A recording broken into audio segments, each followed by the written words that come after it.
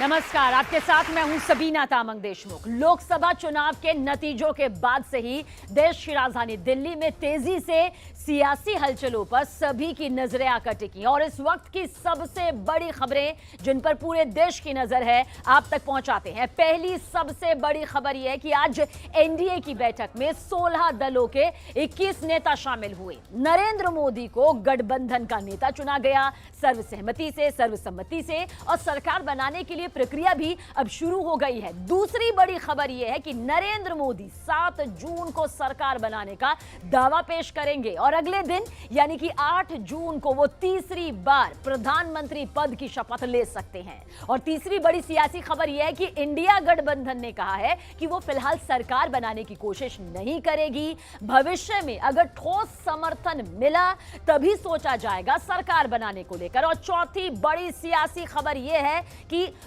जो कि बाहर के देश की सियासत से जुड़ी हुई है, रूस के राष्ट्रपति व्लादिमीर पुतिन से लेकर अमेरिकी राष्ट्रपति बाइडेन और ब्रिटिश प्रधानमंत्री ऋषि सुनक तक ने लोकसभा चुनाव से मिली जीत पर प्रधानमंत्री नरेंद्र मोदी को फोन करके ढेरों बधाई दी है।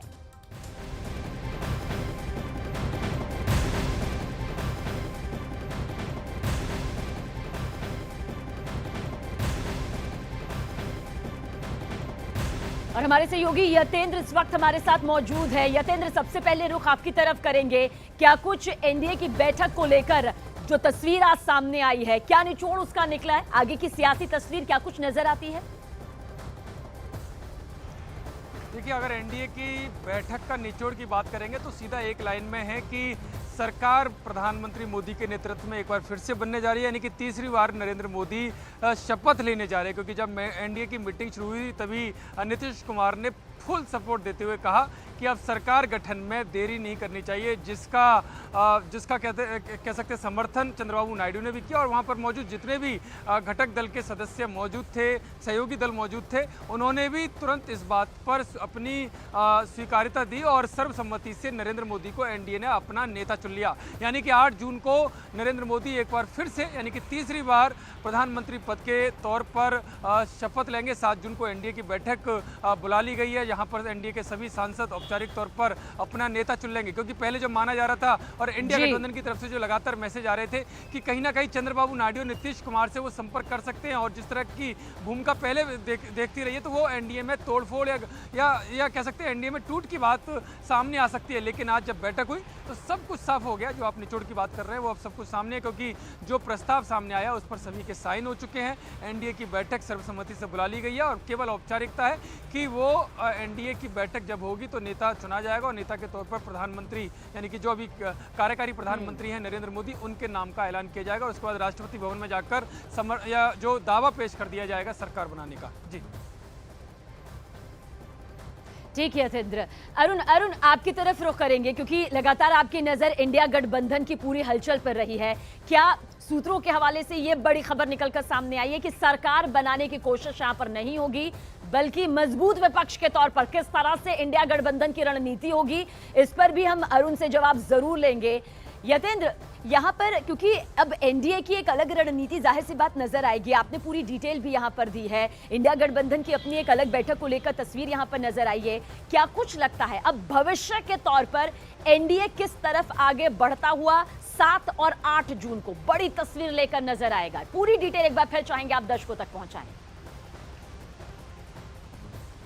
देखिए, एनडीए की जो बैठक हुई और जो आप निचोड़ की बात कर रहे थे, जिस तरह से जो गठबंधन जो सहयोगी दल है उनके पास जो सीटों का आंकड़ा है वो साफ तौर पर दिखाता है कि जो बहुमत का जो जादुई आंकड़ा होना चाहिए 272 का, उससे भी कई सीट आगे एनडीए को मिली हैं और एनडीए के गठबंधन जो सहयोगी दल है वो भी आपको रोकना चाहूंगी। अरुण हमारे साथ इस वक्त मौजूद है। अरुण, इंडिया गठबंधन की पूरी तस्वीर आपके जरिए हमने देखी, लेकिन क्या ये सूत्रों के हवाले से पुख्ता खबर निकलकर सामने आ रही है कि सरकार बनाने को लेकर किसी तरह की कोई रणनीति नहीं होगी बल्कि एक मजबूत विपक्ष के तौर पर इंडिया गठबंधन अपनी रणनीति बनाएगा?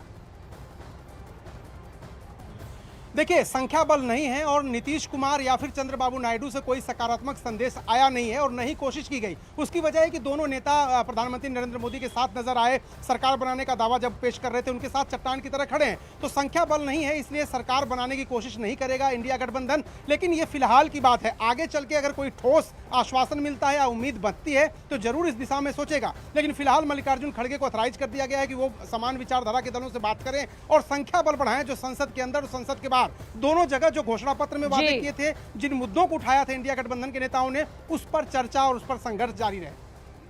बहुत बहुत शुक्रिया अरुण आपका। यतेंद्र आपका भी शुक्रिया पूरी जानकारी लगातार दर्शकों तक पहुंचाने के लिए।